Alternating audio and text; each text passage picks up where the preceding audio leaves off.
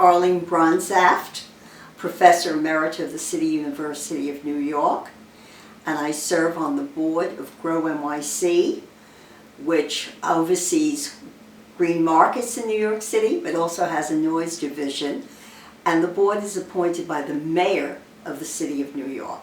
So I've been appointed by 5 mayors to be on the board, dealing with noise issues, and since the mayors were of different political parties, it has nothing to do with politics. It's my expertise in the area of noise. Well, I was a college professor teaching environmental psychology, and environmental psychologists are interested in how certain variables in our environment impact on our lives.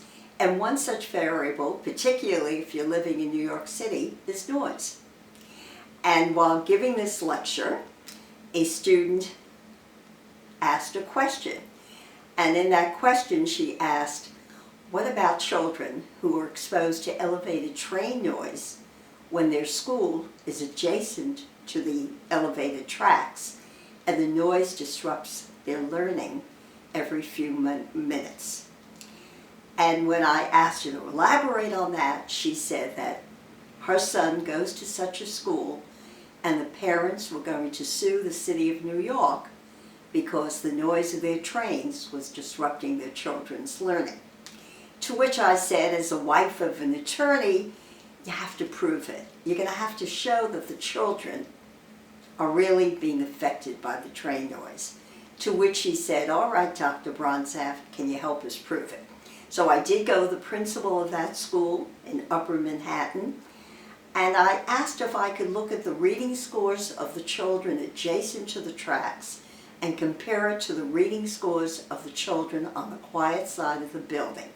Made it an excellent study because the children came from the same neighborhood, were attending the same school, had teachers who were comparable. The only difference, one was exposed to noise every 4.5 minutes and the other side not.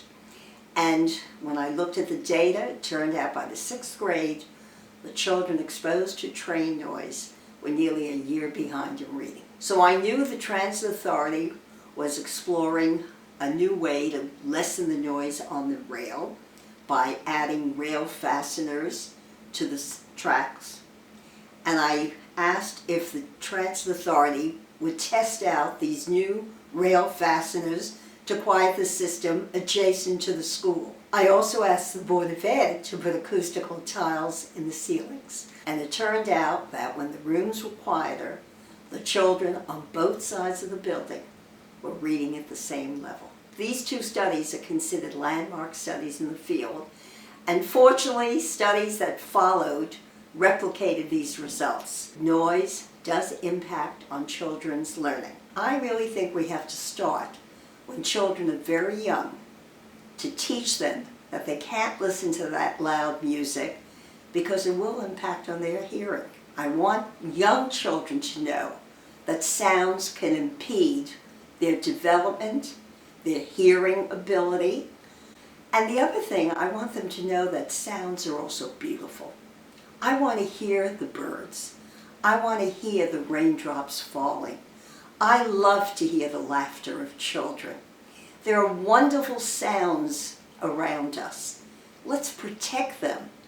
And I want some quiet areas. We need parks so that we can hear the leaves rustling as the wind goes through them. And fortunately, New York City's Department of Environmental Protection has developed a sound and noise module, which is a set of curricula from the lower grades through high school to teach children that very thing, the beauty of the good sounds and the dangers of noise.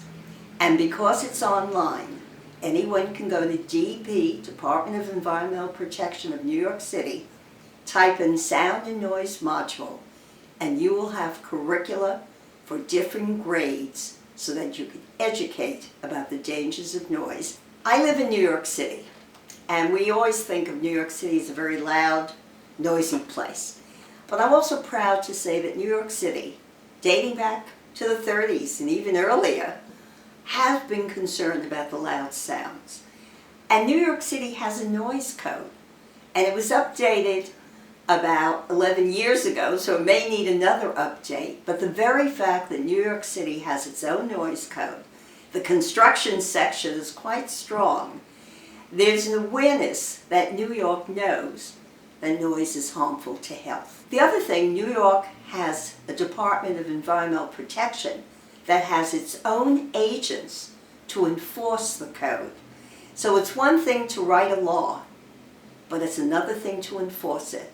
And my belief is that if you write laws that are not enforced, they're not worth the paper they're written on. At the federal level, we have something called the Noise Control Act, which was passed in 1972. And people have to remember who the President of the United States was then. It was Richard Nixon, who also gave us the Clean Air Act. But more important, it was setting up the Office of Noise Abatement and Control in the Environmental Protection Agency, because that office was charged with enforcing the noise code.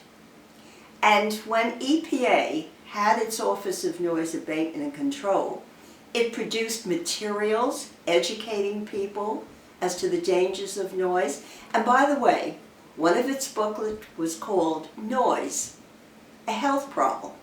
There was a recognition that noise was detrimental to health. They saw the effects of learning. I was very pleased that their booklet did include my early study.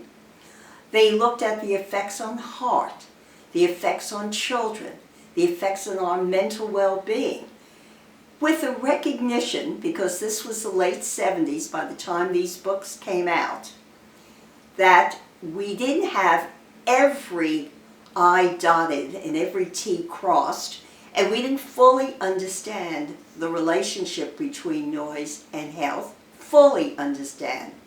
But as the booklets clearly stated, we have enough information to do something about the noise now. Unfortunately, when Reagan became president in 1981, that ended it. We really stopped. Yes, the office existed for a time after that, but the real impact to try to do something was lost. I can't just blame Reagan, because there were presidents that followed Reagan. And so noise is not at the forefront in terms of an environmental pollutant that needs to be stopped or limited. The good news is that there are more people, I think, today aware of the impact. There are more communities trying to combat it, and they're passing local laws because we can't depend on the federal government. Let's lower the decibel level. We're not saying get rid of sound. Let's be practical here. I live in New York City.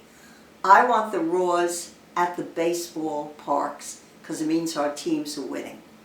I want the ball to fall on Times Square on New Year's Eve because it's the start of a new year.